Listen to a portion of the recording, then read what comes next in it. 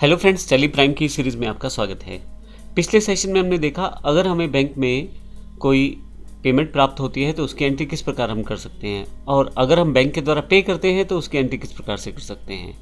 इस सेशन में हम देखेंगे अगर हमें डायरेक्ट एक्सपेंसेस यानी कि जो ट्रेडिंग अकाउंट में आने वाले एक्सपेंसेस होते हैं अगर वो पे करने हैं तो उसकी एंट्री अकाउंट्स में किस प्रकार से टेली प्राइम में करेंगे, और अगर हमें इनडायरेक्ट एक्सपेंसेस की पेमेंट करनी है तो जो कि प्रॉफिट एंड लॉस के अंतर्गत आते हैं डेबिट साइड पे, उनकी एंट्री किस प्रकार से कर सकते हैं टेली प्राइम में। तो सबसे पहली एंट्री जो है वो डायरेक्ट एक्सपेंस है। ऑक्ट्राई पेड 1600 रुपये बाय कैश मैंने 1600 रुपये ऑक्ट्राई पे किया है। और दूसरी एंट्री जो है वो इनडायरेक्ट एक्सपेंस है जो कि टेलीफोन एक्सपेंसेस है, जो कि प्रॉफिट एंड लॉस के आइटम है। वो 1000 रुपये मैंने उसमें पे किया है, लेकिन वो पेमेंट बैंक के द्वारा किया है। तो दो तरीकों मैंने दो और एंट्रीज की हैं। ऑक्ट्राई पे किया है जो कि डायरेक्ट एक्सपेंसेस है, और टेलीफोन एक्सपेंसेस जो कि इनडायरेक्ट एक्सपेंसेस है। मैं ये भी बता दूं कि इन दोनों के अकाउंट्स मेरे पास पहले से नहीं है, तो हम देखेंगे इस सेशन में कि एंट्री करते समय ही किस प्रकार से हम अकाउंट्स को भी क्रिएट कर सकते हैं। तो आइए शुरू करते हैं। तो आइए देखते हैं इसकी एंट्री किस प्रकार से हम टेली प्राइम में करेंगे।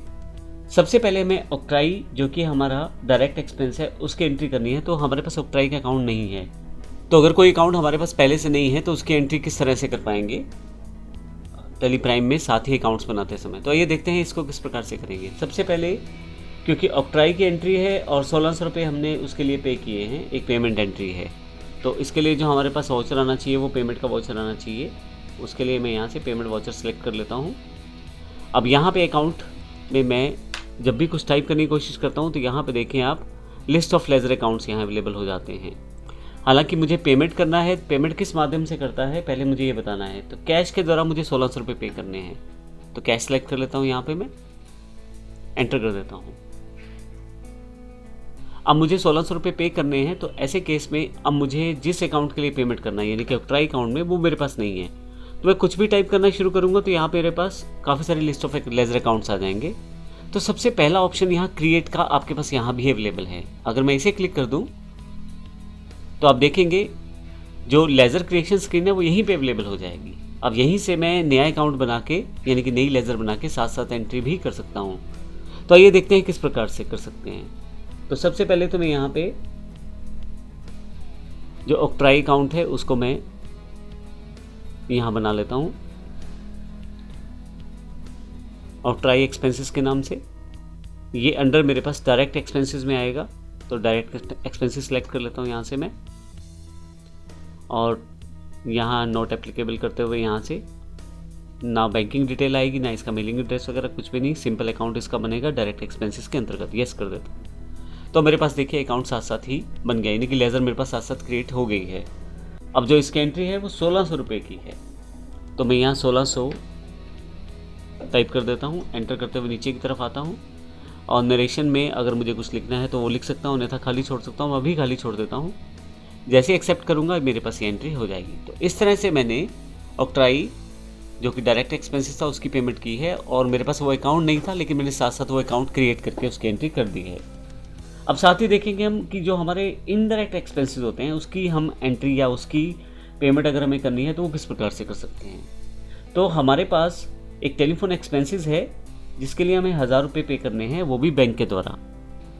सेम डेट की एंट्री है दो, जो कि हमारे पास 2 तारीख की एंट्री है। टेलीफोन एक्सपेंसेस 1000 रुपये बैंक के द्वारा मैंने पे किए हैं, ये भी पेमेंट की एंट्री है। तो आइए देखते हैं इसको किस प्रकार से हम कर सकते हैं। टेलीफोन एक्सपेंसेस जो है वो एक इनडायरेक्ट एक्सपेंसेस है, प्रॉफिट एंड लॉस की डेबिट आइटम है।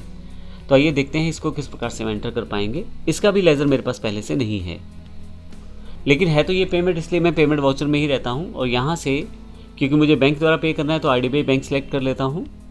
पर्टिकुलर्स में मुझे यहाँ कुछ भी टाइप करूँगा तो मेरे पास फिर से लिस्ट ऑफ अकाउंट्स आ जाएंगे। तो यहाँ मैं क्रिएट पे क्लिक करता हूँ क्योंकि मेरे पास पहले से टेलीफोन अकाउंट अवेलेबल नहीं है। तो मैं यहाँ टेलीफोन एक्सपेंसेस अकाउंट बना लेता हूँ। अंडर ये मेरा इनडायरेक्ट एक्सपेंसेस के अंतर्गत आएगा क्योंकि हमारी प्रॉफिट एंड लॉस की आइटम है। टाइप ऑफ लेज़र जो है यहाँ राउंडिंग में नोट एप्लीकेबल है यहाँ पे, और यहाँ बाकी सारी डिटेल्स देने की ज़रूरत नहीं है क्योंकि ये डिटेल्स इसके लिए नहीं है। और एक्सेप्ट करते हुए येस कर लें तो मेरे पास टेलीफोन एक्सपेंसेस का लेज़र यहीं क्रिएट हो जाएगा। अब मैंने जो पेमेंट किया है वो 1000 रुपये पे किया है इसके लिए, तो 1000 रुपये मैं यहाँ टाइप कर देता हूँ। फाइनली नरेशन में खाली छोड़ देता हूँ, क्योंकि मैंने बैंक द्वारा पे किया है तो फिर चेक की इन्फॉर्मेशन मांगी जा रही है, तो जिस चेक के द्वारा मैंने पे किया है उसकी इन्फॉर्मेशन यहाँ मैं दे देता हूँ। और फाइनली नरेशन खाली है, एंटर करते ही मेरे पास ये एंट्री हो जाएगी।